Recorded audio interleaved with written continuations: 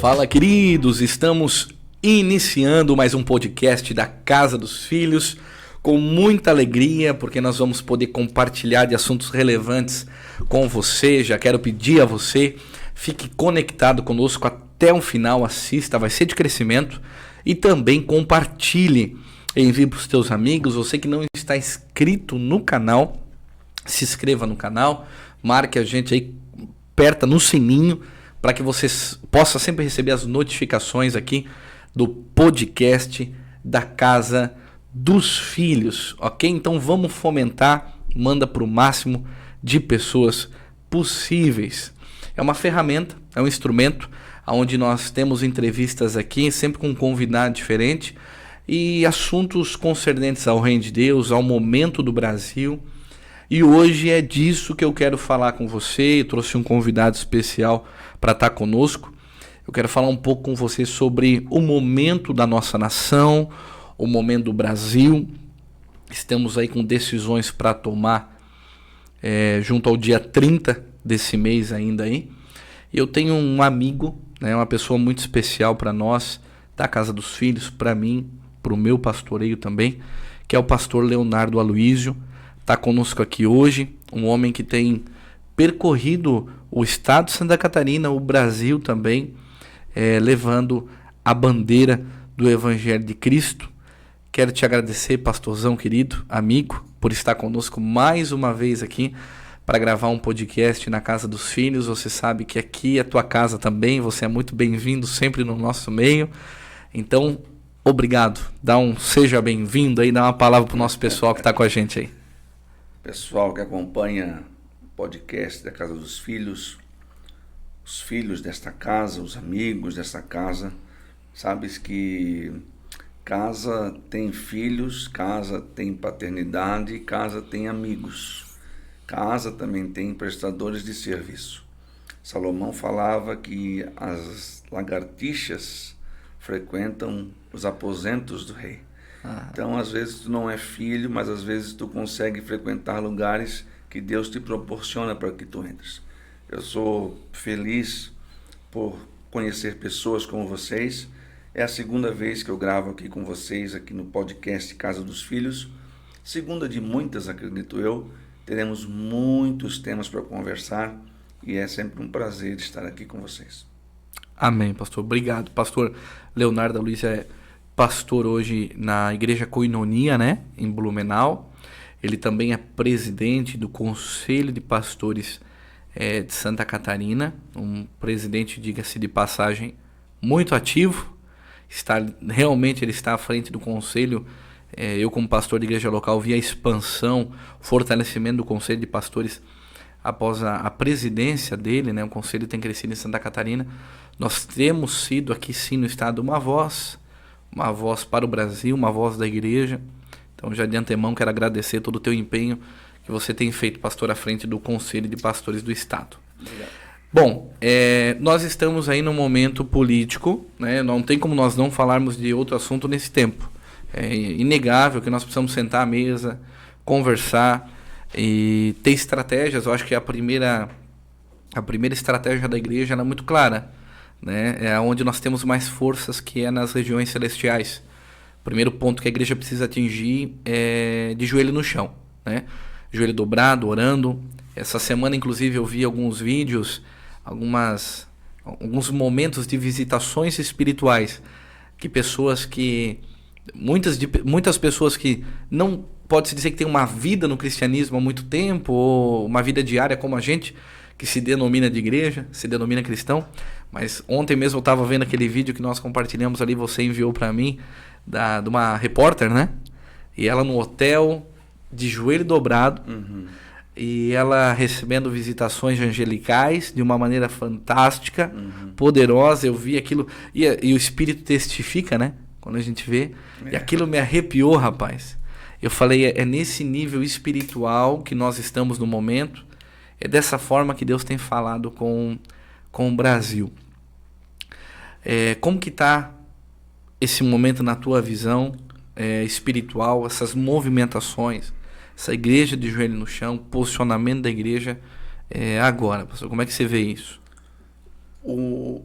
Eu acredito que está como está por conta da igreja. Eu sou da geração que se converteu no início dos anos 90.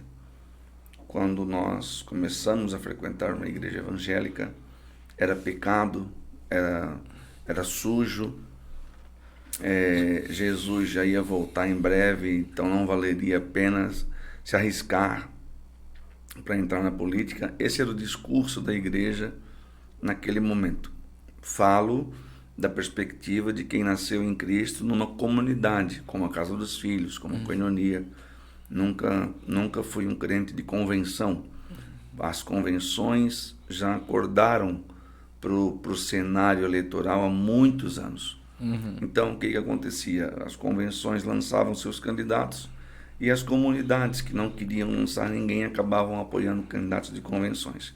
Nesse interim, nós perdemos aí 25 anos nos preocupando em eleger vereadores evangélicos, muitas vezes totalmente despreparados.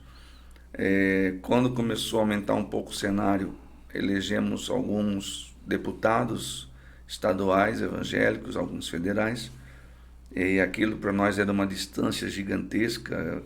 Um deputado estadual, um deputado federal era alguém quase um semideus quando chegava numa igreja para visitar, porque a população naquela época também era mais pobre, era todo mundo recém-convertido, então aquilo para a gente era um outro mundo. E agora, nessa geração 2016 em diante, quando vem o fenômeno chamado Bolsonaro, não falo da onda eleitoral, mas falo do fenômeno, então a igreja começa a acordar para uma realidade de tempo perdido. Entende, Murilo? Tempo perdido. E o que tu faz quando tu percebe que tu perdeu tempo? Tu tenta ganhar tempo. Tu te envolve, às vezes de uma forma um pouco desajeitada até, mas todo envolvimento, em meio a um mar de não envolvimento, todo envolvimento foi bem-vindo. Então a igreja se envolveu na última eleição para presidente, a igreja elegeu governadores, deputados federais, deputados estaduais. Da última eleição até agora, os que traíram o Bolsonaro foram traídos, não, receberam seu troco nas urnas, graças a Deus, não só aqui em Santa Catarina, não só o governo do estado, mas deputados pelo Brasil inteiro receberam seus pagos. E eu espero, Murilo, e com certeza creio que tu concordas comigo, que os que se elegeram agora na onda eleitoral novamente, que houve, olhem para o resultado dos que traíram e não traiam o presidente novamente. Porque já não se trata mais do presidente. Eu acho que eu disse isso aqui no último que eu vim e repito. Nós não somos do presidente. O presidente defende valores que a igreja defende. Na verdade, a traição ela foi para o povo, mais do que para o presidente. Com certeza. Né? Quando essas pessoas elas tomam uma posição de trair, digamos assim, o presidente, elas na verdade estão traindo os princípios que ele levantava, as bandeiras que ele defende. As pessoas traem esses princípios e por trair esses princípios estão traindo a nação de um modo geral. A resposta já veio aí no primeiro turno nas urnas. Nós vimos mudanças radicais. É a semeadura, vai ter a colheita, né? O povo, creio que por muitos anos ficamos travados nesse analfabetismo político, mas há uma mudança, né? O povo está se atentando mais, né? Está vendo realmente quem está enrolando ou contando história. E agora estamos nessa situação, nesse momento, né? Tivemos um primeiro turno, para mim particularmente, falávamos nos bastidores, eu fiquei um pouco não entendendo, né? Não deu para entender muito. A gente tinha uma pesquisa povo totalmente diferente do que foi a realidade das urnas, mas está aí. E temos um segundo turno. Né? O segundo turno eu entendo que nós temos duas situações, né? Aquilo que nós falávamos lá no início. Muito claro, né? É a luta do bem contra o mal. Não é questão de sigla partidária, é muito mais do que isso. Mas é um grupo maquiavélico, né? contra um grupo que nos dá esperança, nos traz luz, os princípios, os valores. Provérbios 14:34 diz que a justiça engrandece a nação, mas o pecado é uma vergonha para qualquer povo. Então, acho que a maior vergonha para nós é começar de cima já, né? As autoridades estão lá em cima, em pecado, em mentira, em coisas, daí a nação toda vai ser tomada pelo pecado. E eu creio que uma desgraça vai tomar conta de tudo. Agora, quando tem justiça, quando tem um governo justo, a nação se alegra. Nós temos duas escolhas aí para fazer. A nível federal, temos também a nível estadual. Como é que está esse pleito agora, segundo turno? Como é que você vê a movimentação do Brasil? Para quem defende os valores, os princípios da família, arregaçar a camisa e trabalhar, como é que você vê essa tua visão, esse momento agora? A direção que recebemos do presidente é sair às ruas e convencer os indecisos, aqueles que estão mais acomodados, até pela não crença no sistema, de que votem, saiam de casa, votem, saibam no que estão votando. Um detalhe muito importante não importa votar em quem tu gosta ou em quem tu não gosta. O que importa é votar no que cada um representa. Então, eu posso não gostar do jeito do presidente se comportar. Muitas pessoas falam para mim que acham ele grosseiro, acham ele que não está dentro do protocolo da função. Porém, os valores que ele defende, que ele representa, são os meus valores. O outro lado, eu também não vejo protocolo nenhum no outro lado. Mas se a gente for falar de protocolo, quem tinha protocolo era o FHC. Um dos fundadores do Foro de São Paulo era o Temer. Era o Temer tinha protocolo. Tem livro de direito escrito, eu estudei direito, li livros dele, do Aires Grande, enfim, vários. Então, o protocolo da função é coisa para quem gosta de ser enganado. Eu prefiro a verdade. Seja ajeitada ou desajeitada, eu prefiro a verdade. Então, pelo que eu tenho visto inclusive na mídia, né? Os últimos momentos aí, os últimos meses, eu vou colocar até 2022, o ano, eu vejo que o Bolsonaro está com muito mais protocolo, se for para falar de protocolo, do que está muito mais muito coerente, muito bem posicionado, né? E nós vemos que um outro lado está jogando muito baixo, jogando baixo, jogando sujo, jogando feio. Então, for para falar de ética, né? Então, está bem claro o povo é só olhar aí os últimos momentos. Eles estão há tempo já tentando aplicar uma pecha no presidente Bolsonaro de que ele não gosta das mulheres e que as mulheres não gostam dele.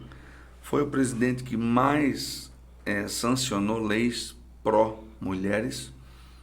É o presidente que sua esposa mais brilhou durante seu mandato. Nenhuma outra esposa brilhou tanto. Primeira-dama muito efetiva, né? Ela fez muito algo efetivo. histórico. Ela falou antes dele, na posse dele. Se isso é não gostar de mulheres, o que é? Honrou a esposa. Ela já iniciou desde o primeiro dia falando com os deficientes auditivos, dominando aquela linguagem. Então quer dizer que já não era uma coisa ensaiada, era a própria vida dela ali exposta. Sou amigo do pastor dela. O pastor dela me confidenciou que há anos ela é aquela pessoa de servir na igreja. Ela já era esposa de um deputado federal.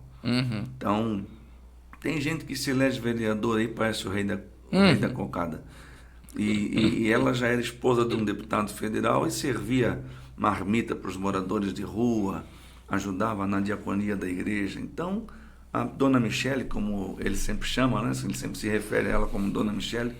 Dona Michele é uma pessoa que tem um brilho, um carisma e principalmente, Murilo, a Bíblia tem se cumprido na vida dela, na nação, porque a mulher sábia edifica a casa. E essa mulher tem sido exemplo para todas as mulheres do Brasil. Porque apesar de ela ser uma com ele, ele é o cabeça. Isso está muito claro na relação. Ele sendo o cabeça não interfere na vida dela. Ela tem uma agenda livre, ela viaja para um lado, para o outro, inaugura uma obra aqui, outra obra ali, acompanha a ex-ministra Damares, agora eleita senadora. Então, a dona Michele, ela é um ícone na realidade democrática feminina do Brasil. Assim como também podemos falar aqui da nossa Câmara Estadual, a professora e agora reeleita, a deputada mais votada da história da democracia catarinense, Ana Campagnolo. Uma mulher que até parece contraditório, uma mulher antifeminista. Uma mulher antifeminista. 196 mil votos. E isso é o ambiente causado sob a presidência de quem? De um homem que não gosta de mulheres? Para com isso. Para com isso. Então, a mim não me enganam, mas infelizmente conseguem enganar alguns. A verdade, ela prevalece, né? Você vê as atuações da primeira-dama sendo quem ela é, né? Você vê muita verdade, é a vida dela ali. A própria deputada Ana também a mesma coisa, as brigas. É uma ninja na Câmara, né? Ninja. É uma ninja ela na Câmara, a valentia que ela tem, a coragem que ela tem. A mãe da Catarina. Mãe da Catarina, olha aí, a mãe da Catarina. Então, você vê fibra, você vê verdade, né? Uma luta. Então tá, meu amigo, veja só. Esse contato, ano após ano, tempo após tempo, houve uma proximidade, houve um coração teu junto ao presidente, né? Eu sei disso. Mas como que começou essa caminhada, assim? Como é que foi o ponto inicial hoje? Você é uma voz em Santa Catarina para o presidente Jair Messias Bolsonaro. Você é um homem de valores. Eu que te conheço, sei o porquê que você caminha do lado do presidente e luta por isso, porque eu conheço os teus valores. Mas para as pessoas que estão nos vendo, né? Como começou essa caminhada assim com o Bolsonaro, o primeiro contato? Como é que foi? Quando o Conselho de Pastores do Estado de Santa Catarina me recebe como presidente interino, 7 dias depois de eu assumir a presidência, meu telefone toca, DDD 61, alguém fala comigo e pergunta se era o telefone do pastor Aloísio. No ambiente político eu sou conhecido como pastor Aloísio. E eu digo, sim, é o pastor Aloísio. E ele disse, aqui é o senador Jorginho Melo. Estou ligando para parabenizar pela liderança e porque me falaram que você é verdadeiramente um pastor bolsonarista. E eu, na hora, fiquei assustado, achei que poderia ser um trote e tudo mais. Pedi para que, se fosse um trote, a pessoa se identificasse verdadeiramente. E ele disse, não, sou eu mesmo, é o senador Jorginho. Nós vamos realizar uma motociata na cidade de Florianópolis. Não sei se o senhor anda de moto, mas gostaria que o senhor me ajudasse a organizar uma reunião com pastores do estado de Santa Catarina pós-motociata. Disse, olha, senador, com certeza eu ando, já estou inscrito na motociata e vai ser uma honra e um prazer organizar essa reunião. Ali nasce o meu primeiro contato com o presidente da República. Então, eu devo isso, essa gratidão ao então senador Jorginho Melo, agora o nosso novo governador do estado de Santa Catarina. Eu falei isso na convenção do PL, eu falei isso já num café de pastores, estou falando novamente porque a gratidão é tudo, né? Eu preciso agradecer a Deus porque foi através do Jorginho. E depois, pastor Murilo, eu também tive acesso ao presidente via o meu querido amigo Jorge Seife. Estive com o Jorge Seife, se eu não me equivoco, 3 vezes com o presidente, lá em Brasília, então. E também por fazer parte do Conselho Federal, né? É uma confederação. Todos os estados têm seus presidentes. Santa Catarina, nesse momento, sou eu. Então, todos se agruparam numa confederação e existe um grupo chamado CONCEPAB/FENASP, e esse grupo também tem agendas com o presidente, esporadicamente. Então, eu tive aí 3 acessos ao presidente e sou grato a todos eles. O CONCEPAB, hoje dirigido pelo bispo Rodovalho, lá em Brasília, da Igreja Sara Nossa Terra, um querido bispo abençoadíssimo. E depois teve um evento que eu tive a honra de participar, né? Agradeço muito a tua pessoa, Pastor Léo, que foi a marcha, né, organizada. Então, você assume um conselho de pastores no estado de Santa Catarina, num momento difícil, porque meio pandemia, né? Aquela coisa toda acontecendo, igrejas fechadas, toda uma transição, abrindo de novo e tal, e você reestruturando esse conselho de pastores. E no fim aparece uma marcha para Jesus no ano 2022, né? Foi esse ano, em meio a tudo isso. E como é que foi essa marcha, organizar ela, toda a parte estrutural, também a vinda do presidente, como é que foi essa experiência para ti? Murilo, eu preciso te dizer que, e para quem também nos ouve, que uma grande liderança, ela precisa ter uma grande personalidade. Então, o conselho nasce em meio a uma crise, grandes crises geram grandes respostas. E enquanto estávamos em meio à pandemia, nós tivemos a oportunidade de estarmos uma vez no Palácio da Agronômica. Veja bem, uma vez no Palácio da Agronômica com a diretoria.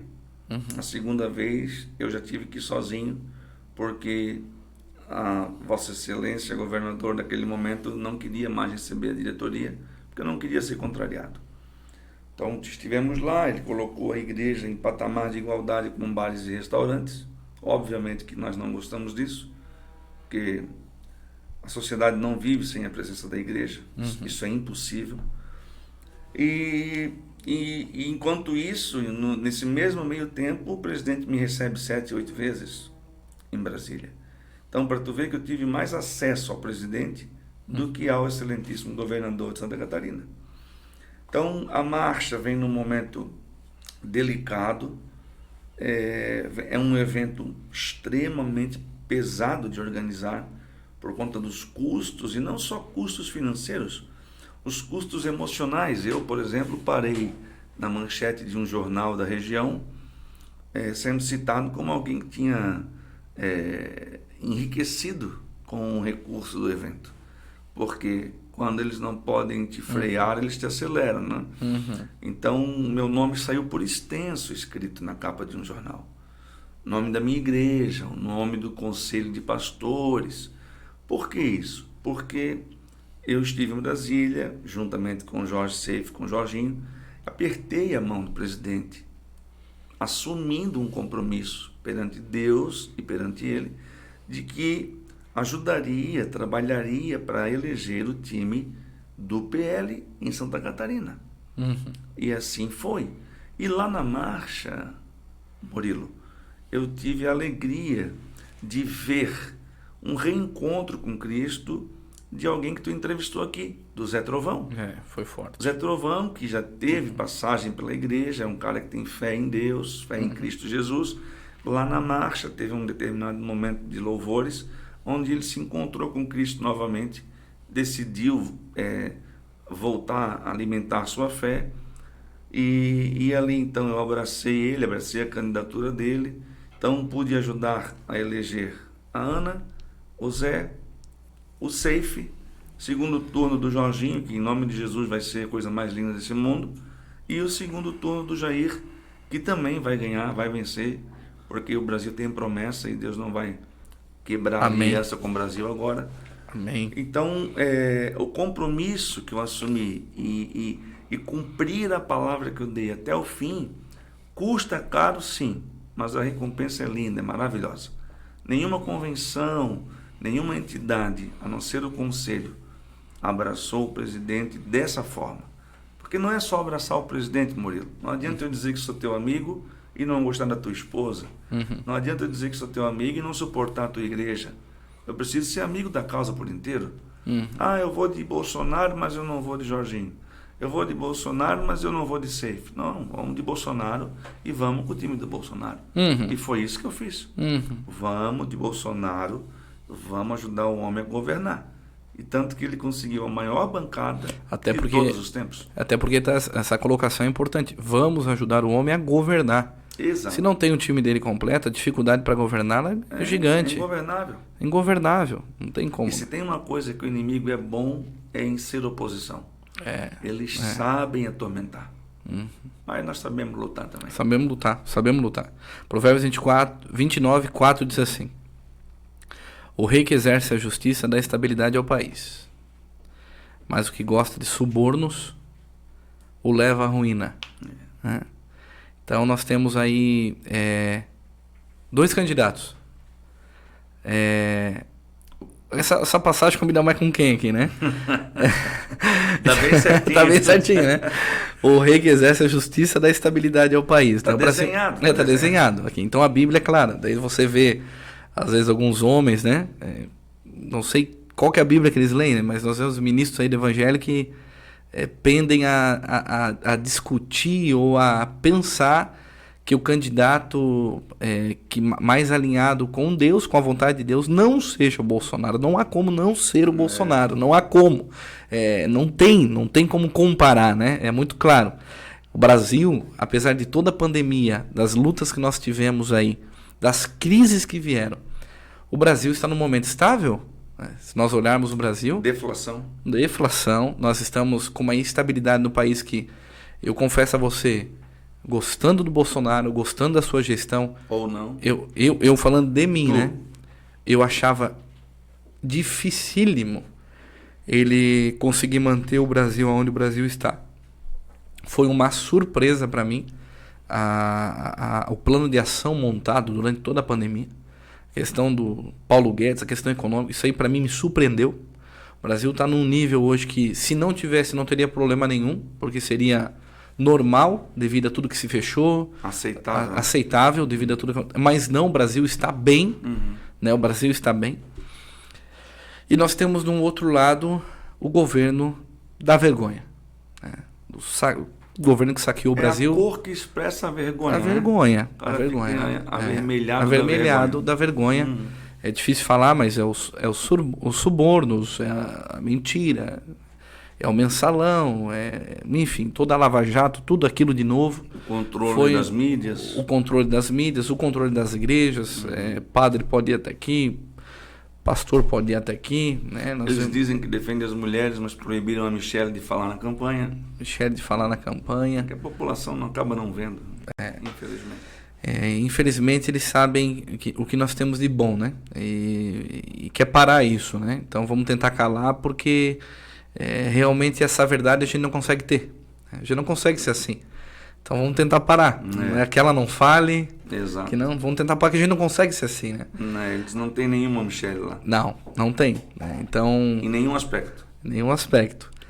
Então hoje a instabilidade. O Brasil está estável, pastor Léo tá, né? Tá muito estável. Hoje o Brasil está muito bem quisto em todo o mundo, inclusive o candidato da oposição insiste em falar que precisa melhorar a visão internacional do Brasil frente às comunidades internacionais. Isso não é verdade. Não, mas eu vi uns vídeos agora na campanha do Bolsonaro de vários líderes mundiais apoiando ele. O Brasil está muito bem prestigiado no exterior. O Brasil o presidente Bolsonaro foi um presidente recebido pela Rússia, pelo Putin, Vladimir Putin, e uma reunião gigante de duração profunda, negociação. Se nós estamos produzindo no agro é porque conseguimos comprar fertilizantes deles. Então, se isso não é estar bem quisto no cenário internacional, o que é? Naquele exato momento, o líder da oposição fala que se resolveria isso com uma cerveja na mesa. Uma falta de respeito. O ucraniano morrendo, o russo morrendo, o pessoal... porque o Bolsonaro tem que tomar um lado. Ele foi como um estadista. Ele não foi lá como Mahatma Gandhi. Ele foi lá para representar os interesses do nosso país. Interesses do nosso país, o que é? Fertilizante para produzir alimento, para alimentar 1/5 da população mundial. São 8 milhões de habitantes no mundo. O Brasil tem 215 milhões. O Brasil alimenta 5 vezes o seu tamanho. É muita coisa. Muita coisa. E tu sabe quantos por cento nós temos de terras agricultáveis sendo exploradas? 7%.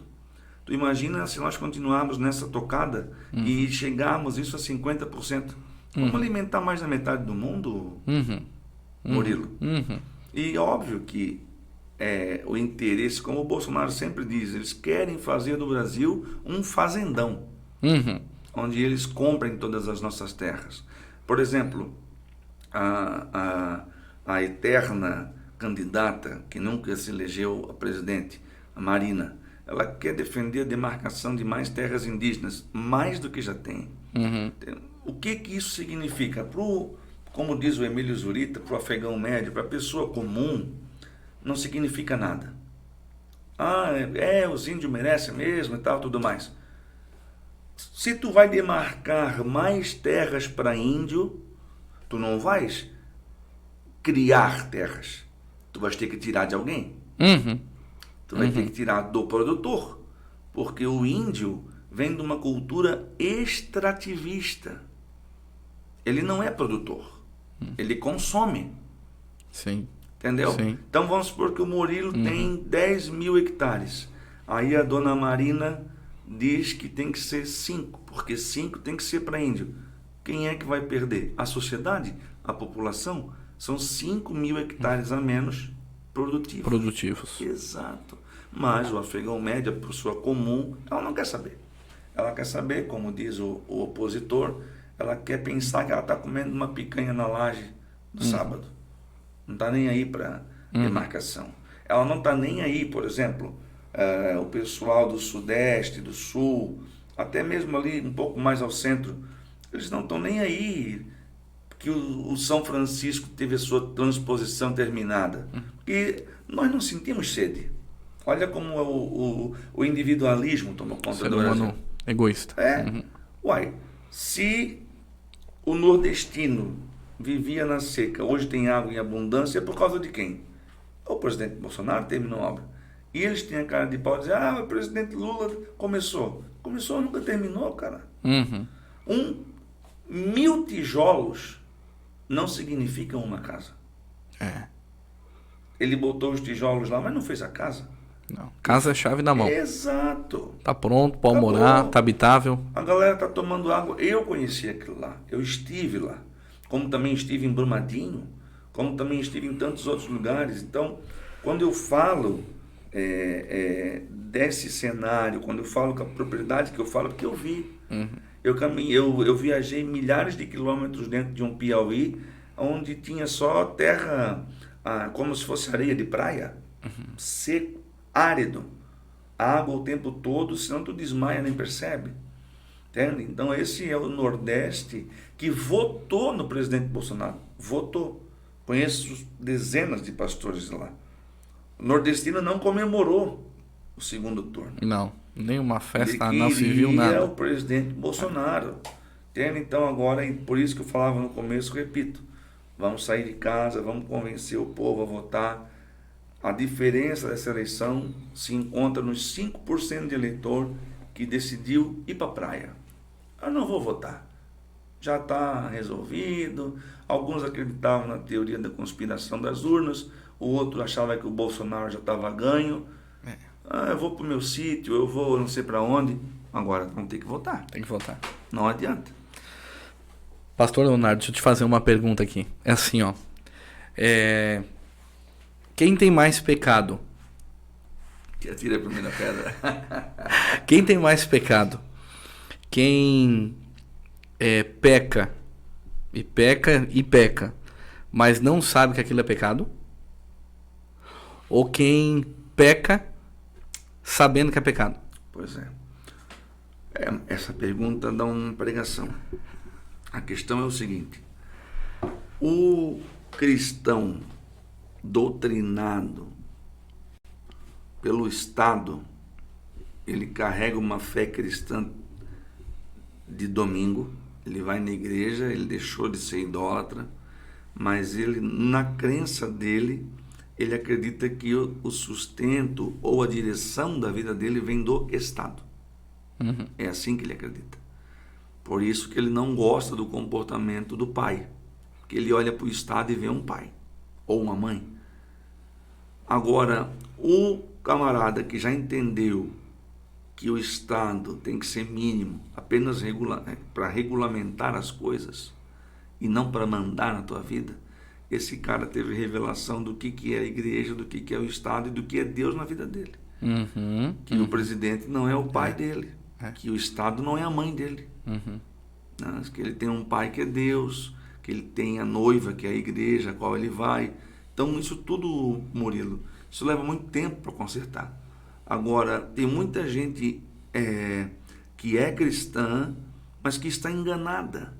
Que ela tá, porque ela vem de uma plataforma, ela foi discipulada no engano. Isso dá muito trabalho para reverter. Muito trabalho. Porque na minha ótica, pastor, na minha ótica, depois da salvação, o princípio que mais tem valor no reino de Deus, isso é na minha ótica, tá? Mas obrigado a concordar comigo. Depois da salvação, é o discipulado. Quem te discipula te dá direção para a tua vida. Eu, por exemplo, consumi muitos e muitos anos uma assinatura de revista cristã que depois de tempos que eu fui perceber que os seus editores principais, os seus redatores principais, eram pessoas que hoje figuram na esquerda. Por exemplo, o Ariovaldo. Então, olha bem o que eu comia. E olha bem para o lado que eu ia. Tá entendendo? Depois que Jesus entrou mais profundo na minha vida, e eu comecei a enxergar a Bíblia não só como um livro espiritual / místico, mas como um livro histórico também. E onde eu vejo que Deus fala de governo o tempo todo. O tempo todo. Hoje ainda conversávamos sobre isso quando eu comentava contigo sobre a chapa de governo. Eu fiz essa pergunta para ti. Saul Samuel.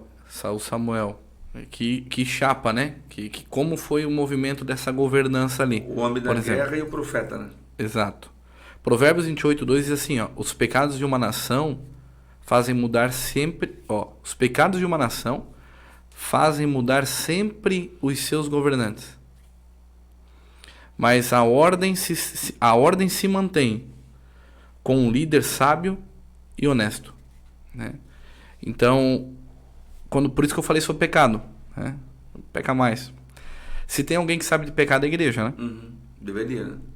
Deveria, né? Então, o temor, ele precisava estar presente maciçamente dentro da igreja. Ali que está o lugar do temor a Deus. Então, o pecado de uma nação faz mudar sempre seus governantes. Então, cada povo tem um líder que merece. Cada povo tem um líder que merece. Então, eu creio que, através de Provérbios 28:2, nós vamos saber, no próximo dia 30, se nós somos uma igreja pecadora, que não está priorizando Deus, né? Que governe quem quiser, uma igreja egoísta. Para mim tá bom aqui, eu tenho água, né? Sempre tive água, eu tenho carne, então que se lasque o resto. Eu não tenho terra, então pode dividir as terras. Eu já não vou pro culto mesmo, se fechar a igreja para mim é diferente. Então, os pecados de uma nação fazem mudar sempre os governantes, mas a ordem se mantém com um líder sábio e sensato. Então, uma igreja sabe votar com sabedoria e com sensatez. É uma igreja que não peca, uma igreja que tem temor a Deus, uma igreja que, enfim. Se esse for o fiel da balança, eu acho que nós estamos lascados, professor Murilo. Porque na eleição para governador a gente viu que não existe sabedoria. Como tem negociatas, como se perde, né, a igreja, como a igreja entra em lugares nojentos. A gente vê assim, coisas assim repugnantes, a nível de política. Não dá para entender. Eu apoiei um candidato a deputado federal que eu não conhecia.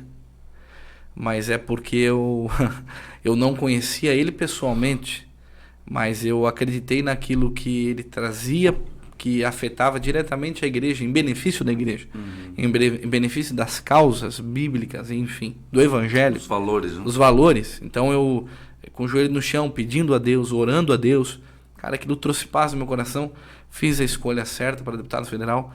Zé Trovão foi eleito, né? Foi eleito. Graças a Deus. E graças a Deus. Mas não foi ninguém que me falou, não foi ninguém que apresentou ele, foi buscando a Deus com sabedoria, com sensatez, orando e vendo que muitos aqueles que se dizem de igreja, por isso que hoje você dizer que está na igreja não significa nada. Muitos candidatos que se dizem cristãos, cara, não tinham pautas de valores escancaradas, talvez por rabo preso, ficavam em cima do muro, mas você não via clareza nas questões, não via clareza nas convicções dessas pessoas. Então o povo de Deus precisa ser conhecido por um povo que só tem uma verdade. Só uma. Parar de relativizar. Só temos uma. Ela é concreta e é Cristo na nossa vida, né? Então hoje Bolsonaro, essa aliança, né, que vem lá de cima, né, com o Jorginho, o Safe também eleito, cara, nós temos que lutar por esse time, né? Mas eles vão viver 100% a verdade de Cristo. Nem nós não vivemos. Né? Nem nós não vivemos. Vamos ser sinceros. Só vamos ser sinceros, nem nós não vivemos. Segundo, eles podem não viver, não buscar como nós buscamos, mas nós do lado deles vamos incomodar. Claro. Nós do lado deles vamos incomodar. Então eles abriram as portas para a igreja. Eles abriram as portas para o evangelho. Eu nunca vi na minha vida, sou novo, mas nunca vi nenhum presidente ser tão apaixonado pela igreja como Jair Messias Bolsonaro é. Tão ligado à igreja, eu nunca vi. Sabes que ele foi acusado, Murilo, de fazer campanha aos 4 anos. Agora, tenta enxergar com a ótica diferente. A verdade é que ele não mudou. É isso que nós não estávamos acostumados. Nós nos acostumamos a ver o Serra saindo pela rua em campanha, tomando caldo de cana e comendo pastel de queijo e limpando com a manga da blusa. Beijando um pobre, limpando com a manga da blusa. Pegando criança no colo na época da eleição. O Bolsonaro, com 1 ano de governo, que ninguém faz campanha depois de 1 ano de eleito. Então não era campanha, é ele. Ele parou a comitiva, saiu do carro oficial e foi lá dar um abraço no morador do sertão.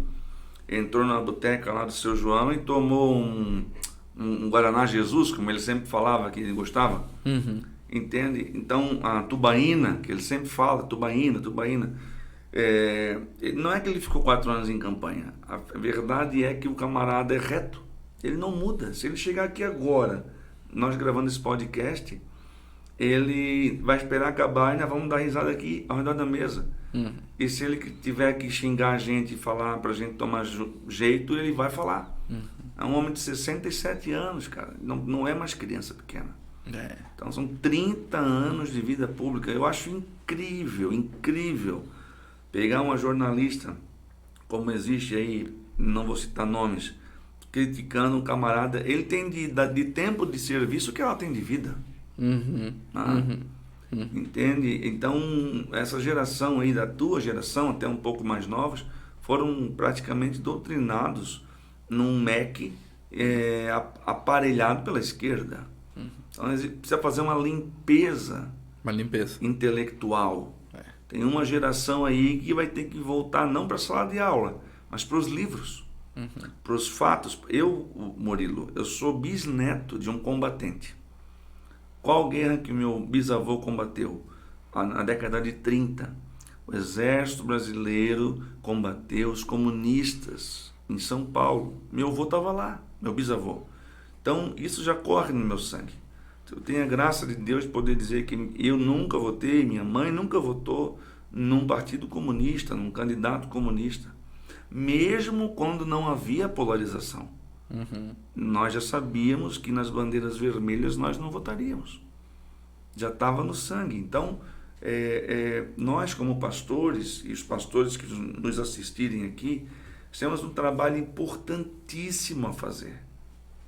Não é só meter gente na próxima eleição. É principalmente lavar com a água da vida, ali, com a água cristalina, a palavra de Deus, os valores, Deus, pátria, família. O pessoal não entende, pastor Murilo, que a base, a manjedoura do comunismo é o ateísmo. É o ateísmo. Não existe cristão de esquerda. Ou tu não é cristão, ou tu não é de esquerda. Alguma coisa tu não é. Entende? É a mesma coisa que eu falar que eu sou um flamenguista vascaíno. Não existe isso. Não existe, cara. Entende?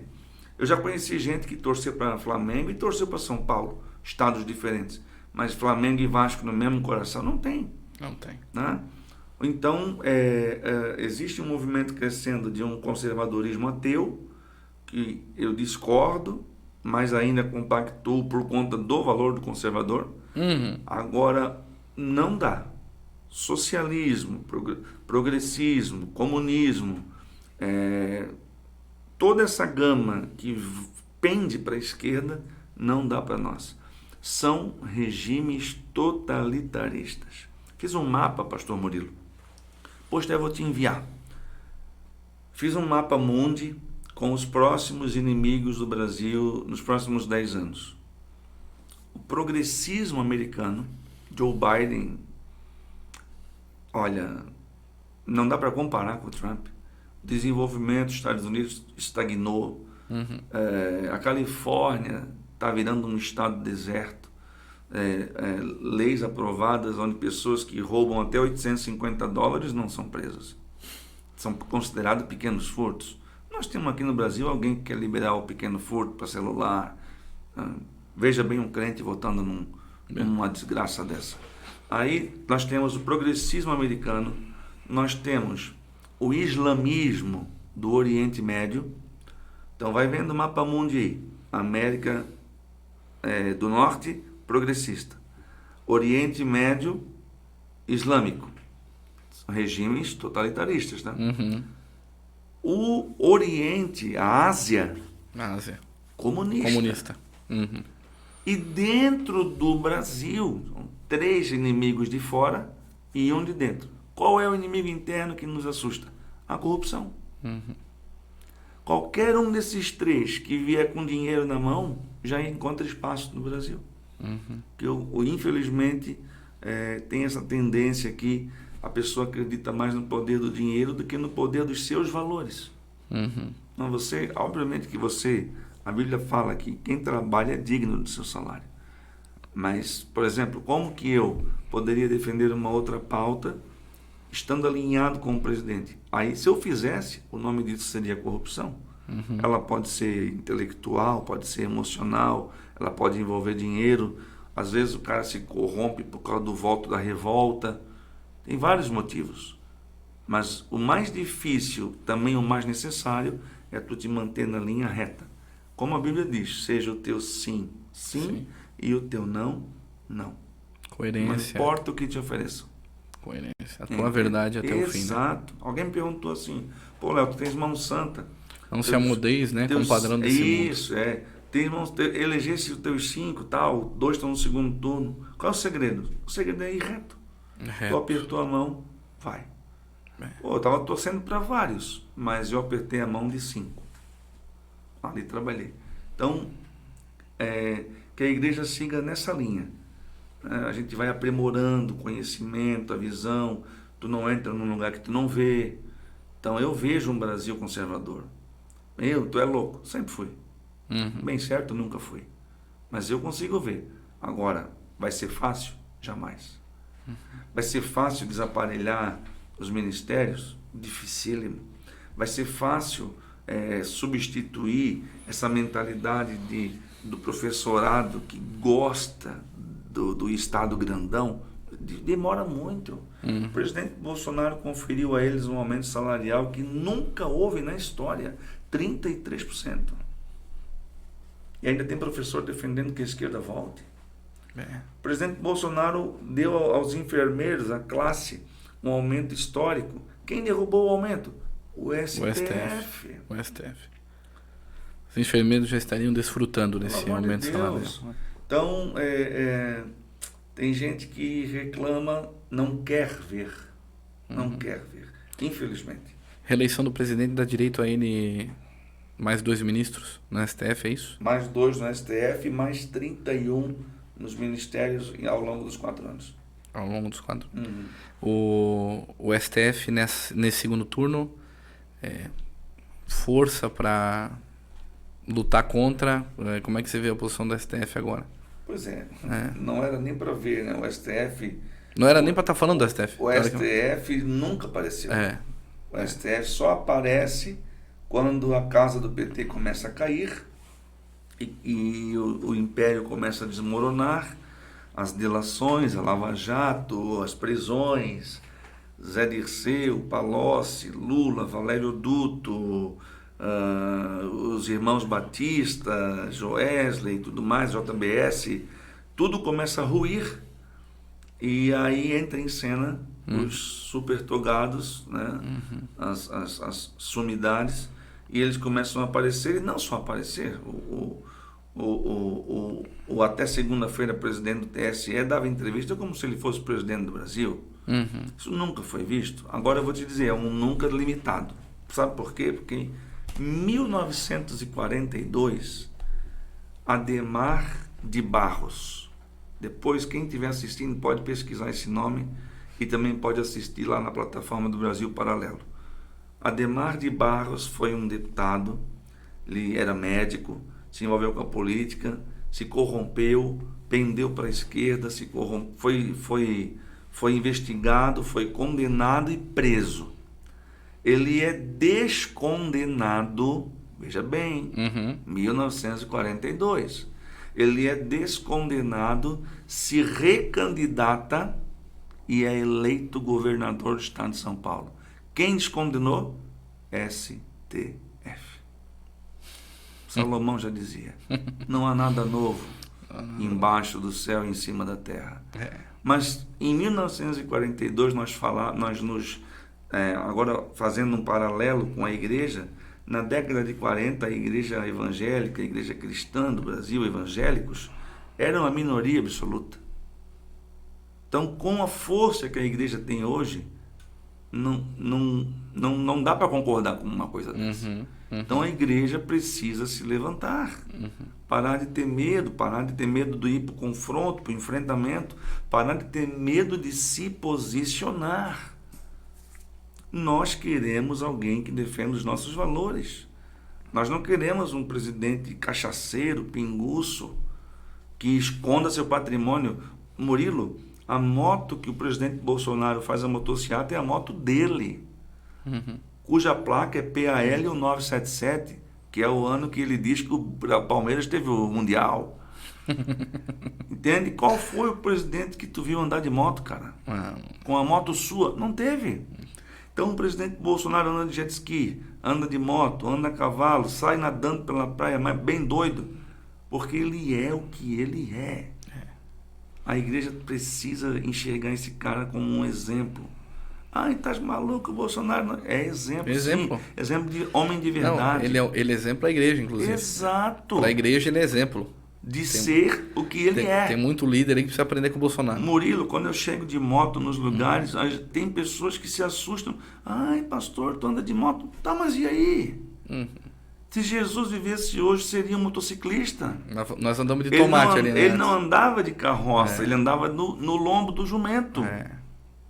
Entende? Então, meu Deus, que pecado, tem pecado em ser motoqueiro, motociclista? Tem pecado em gostar de jogar um futebol? Não tem. Então, sou motociclista, pratico meus esportes preferidos. Qual que é o teu? Vamos aproveitar, já vamos pegar. Baterista. Vamos pegar essa aí. Qual que é o teu esporte preferido? Eu amo tênis de mesa. Aí, ó, vamos pegar já o pastor Léo. Eu amo boxe. Tênis de mesa e boxe. E tem um terceiro que aí agora mesmo vai escandalizar tudo. É o tiro. Uma paixão. Aí, ó. Se é para escandalizar, vamos escandalizar, né? Porque não parece, mas a primeira medalha olímpica do Brasil foi no tiro. Foi no tiro. Nós moramos na rota do tiro, nós moramos no Texas brasileiro. O estado mais seguro do Brasil, meu amigo. Mais armado também, né? Proporcionalmente mais armado do Brasil. Então, cara, suspeito, eu sou suspeito em falar. Mas não existe possibilidade de votar em outro. Se esse podcast fosse gravado antes do primeiro turno, eu ia apontar todos os candidatos. Mas agora só tem 2. Então não tem como votar no outro. Jesus, Jair e Jorginho. Jesus. Acabou.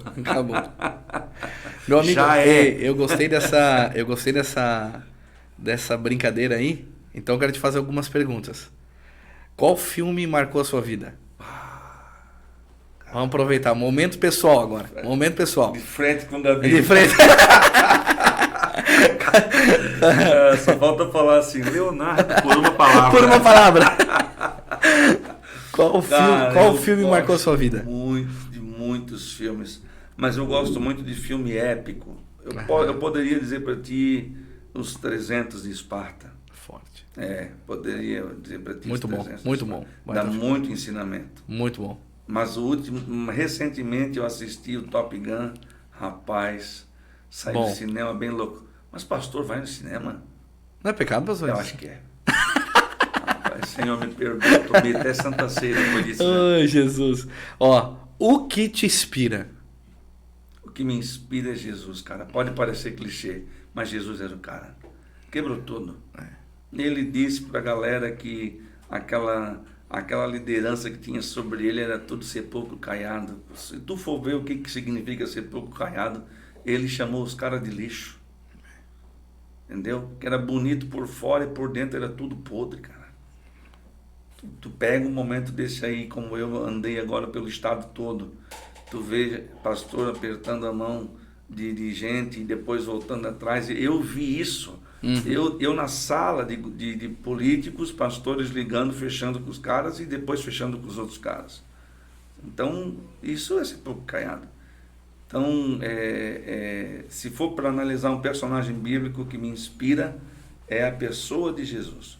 Não é ele que eu me identifico 100%. Eu me identifico muito com Pedro. Apesar de não ser pescador, mas a personalidade de Pedro e de Davi, Davi era também bem louco, né? Davi era mais ou menos igual eu, porque era músico também, gostava de dar mas ele tirava pedras, né, Murilo? O Golias se lascou porque Davi era bom de pontaria. Bom de pontaria. E bom de espada também, porque depois de matar, leão, tem que arrancar urso, a cabeça. E depois tem que cortar a cabeça do gigante ainda, do Golias. Mas agora, nesse evangelho progressista, frouxo, a espada de Pedro virou livros. Virou. As pedras de Davi viraram versículos. Pelo amor de Deus, não. Nem quero entrar nesse âmbito. Deus ainda chama homens valentes. Não tenho dúvida disso. Qual a comida preferida? Muitas. Pela barriguinha da bochecha. Cara, a comida preferida para mim é comida feita com amor. Com amor. Pode ser eu amo. A minha avó tem 85 anos. Hoje ela mora com a minha mãe e tal, por causa da idade. Mas quando ela faz aquela farofinha de ovo, eu chego lá fora de hora, ela vai lá e faz aquela farofinha de ovo. A minha sogra faz uma comidinha especial quando eu vou lá. Pode ser um pão com ovo, um pão com margarina, minha mãe, minha esposa. As pessoas que me amam sabem que não é difícil me agradar. Quando tu chega na casa de alguém e aquela pessoa sabe, por exemplo, que tu gosta de café, e ela vai lá e passa um café fresco para ti. Isso é bom demais. É a melhor coisa do mundo. Não é o pó do café que determina que ele é bom. O que determina que ele é bom é quando ele é feito para ti. Que ela sabe que tu gosta. Sabe? Por exemplo, eu tenho meus gostos bem definidos. Eu gosto de tônica, gosto de café. Quando eu chego na casa de alguém, a pessoa diz, pastor, eu comprei para ti. O pessoal aqui da igreja já anotou teu pedido para quando tu vier. Então a melhor comida para mim é a feita com carinho, com amor. Tá certo. Pode ser simples, viu? Um ovo, um pão com margarina. Mas com carinho, com amor. Pastor Leonardo Luiz, você prefere uma igreja agitada ou mais tranquila? Tu quer me botar no fogo, né? Essa é boa, hein? Tem pastor que já está aguardando essa resposta faz tempo, rapaz. Nunca dei. Pastor Murilo, eu sou pentecostal na minha fé, nos dons, no que eu acredito de dons. Eu gosto de um louvor alegre, eu gosto de um louvor... Louvor para mim é sinônimo de alegria, de entrar na presença do rei e celebrar. De batalha também. Mas na hora da palavra eu gosto de silêncio. Não gosto de pregador barulhento, eu gosto de pregador que vai pela Bíblia e te leva para dentro do texto, e quando tu acaba de pregar, um cara fala assim, meu Deus, eu nunca tinha visto esse texto dessa ótica. Nunca vi eu nunca vi esses valores. Cara, extrai o mel da palavra, eu nunca vi que Samuel governou com Saul. O cara mexe com você, ele traz algo diferente. Sim. Meu Deus, como é que eu não vi isso? Eu nunca vi que Samuel não jantou enquanto Davi não chegou na mesa. Nossa, forte. É forte. Se a mesa não está completa, não tem presença. Não tem presença. Samuel disse, enquanto ele não vir, ninguém come. Muito bom, muito bom. Então assim, eu gosto disso, entendeu? Sim, eu gosto dessa pregação pormenorizada. Eu gosto de olhar para um texto e extrair. Eu acredito que é porque eu levava jeito, já desde a época da escola, eu fui um aluno muito aplicado na língua portuguesa, nas análises. Eu gostava muito disso. Tá. Personagem de ficção, para saber se você está em pecado. Personagem de ficção que você se identifica. Tem algum de ficção assim? Me dá um exemplo. Um Homem-Aranha, Hulk, tem algum desses? Não. Capitão América? Não, eu sou um camarada que eu não assisto um filme da Marvel, cara. Não vê? Não. Até meus filhos padecem por causa disso, porque é uma coisa que não me atrai. Não atrai? Eu me esforcei para assistir. Eu não curto ficção. Me esforcei, mas não foi. Também não. Apesar de muitas delas serem inspiradas em Jesus, em personagens bíblicos, mas eu sempre fui uma pessoa muito realista e na parte da cultura isso aí até afetou um pouco, porque eu não sou essa pessoa da ficção. Mais da ficção. Então, eu sempre gostei de filmes com fatos reais. É o que mais me atraía. Baseado em fatos reais. Sempre. Eu olhava baseado. Eu fui tentar, até porque a galera gosta, que tem uns negreiros que gostam de Marvel e tal. Eu falei, vou assistir. Esse ano eu fui tentar assistir, não vai. Não tem jeito. Não me identifico com ficção. O Cardoso disse que quando eu te conhecesse, tu me conhecesse, a gente ia se identificar, porque parece que somos irmãos. Né? Ele comentou isso. Um abraço até pro Cardoso. Pro Jefferson Cardoso, nosso queridão. Onde você se vê daqui a 10 anos? Já te respondo essa, mas falando ainda da questão dos filmes ali. Eu gostava demais de um ator chamado Robin Williams. Ele cometeu suicídio, infelizmente, não está mais. Enfim, mas eu gostava dos filmes dele. Eu gosto dos filmes do Morgan Freeman. Muito bons. Eu gosto dos filmes do Tom Hanks. Mel Gibson. Dos filmes, mais ou menos. Coração Valente? Bonito. Bom. Eu gosto também de filmes baseados em fatos reais. E um dos filmes, respondendo melhor ali, que me marcou foi aquele Troia. Uhum. Como ensina aquilo ali, né? Como nos ensina. Não pelo ator, mas pela história em si. A história em si. Então, eu gosto muito disso. Onde eu me vejo daqui 10 anos? Vou te dar uma resposta assim, colorida, uma resposta...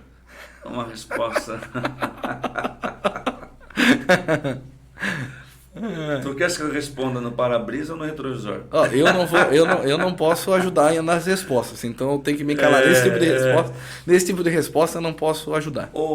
Tu sabes que eu acho isso um pouco de utopia, porque obedecer a Deus te faz não ter certeza de onde tu vai estar daqui 10 anos.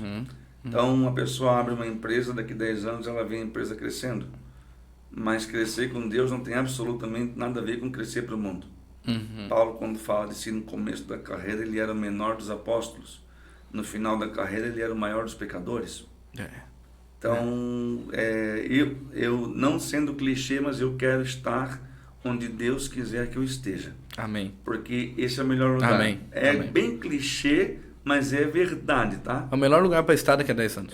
Porque em 2004, quando eu me dedico ao ministério, em 2005 eu venho tempo integral para a igreja, eu jamais na minha vida, na minha mente, nem nos meus mais profundos devaneios, eu me via envolvido com um cenário político como eu estou hoje.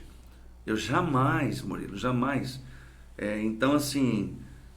mesmo que eu não sou candidato a nada, não seja candidato, não tenha sido candidato, mas eu fiz uma política institucional, eu marquei o espaço da igreja, Deus me colocou perante o cara que mais mexe com a internet no mundo. Hoje eu faço parte de um círculo de relacionamento que eu jamais sonhei. entende? Não sendo milionário, não sendo pastor de uma mega igreja. Então é Deus que faz isso aí, sabe? Não dá pra gente medir. Eu quero estar onde Deus quer que eu esteja. De verdade mesmo, tá? Não... Meus planos eram para morar em Israel, tá? Daqui 10 anos eu gostaria, agora assim, pela minha vontade, eu gostaria de estar em Israel. Gostaria de morar lá, para receber pastores lá. Isso eu gostaria. Legal, muito bom. Qual um grande sonho, pra gente fechar nossas perguntas aqui, qual um grande sonho que você já realizou? Ir a Israel. Esse era um sonho. Várias vezes. Quantas vezes eu não Até agora 3 e para ano que vem, no próximo, mais 2 idas programadas. Que maravilha.